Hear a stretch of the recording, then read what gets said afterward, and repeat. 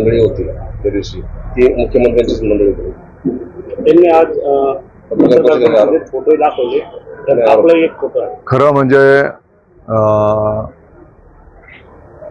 माझी पत्रकार बांधवांना विनंती आहे की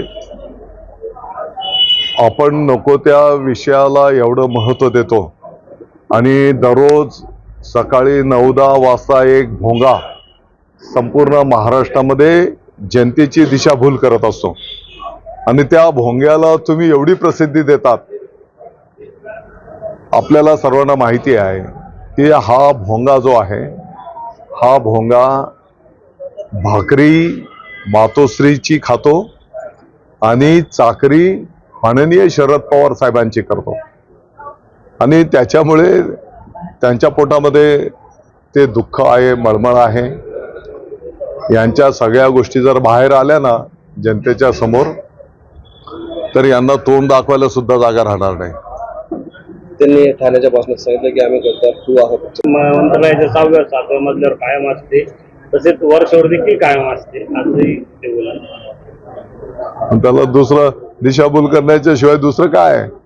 दररोज काहीतरी वेडं वाकडं बोलायचं.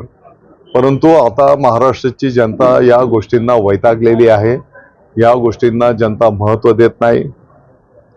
ज्या पद्धतीने विकास महाराष्ट्राचा होतो आहे, ज्या पद्धतीने अतिशय लोकप्रिय योजना आणि त्याचं कृतीमधून अंमलबजावणी.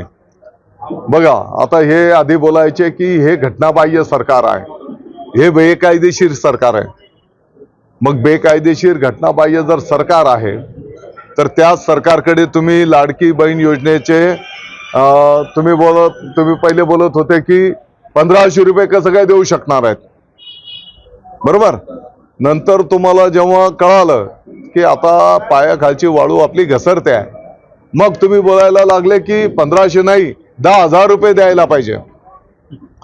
तुम्ही स्वतः बोलता की 1500 रुपये कसं काय देऊ शकणार आहेत आणि मग तुम्हीच बोलतात की 10,000 रुपये द्यायला पाहिजे. यांना कुठल्या तरी रुग्णालयात ऍडमिट करण्याची गरज आहे. आता मुख्य एबीपी माझा, उघडा डोळे बघा नीट.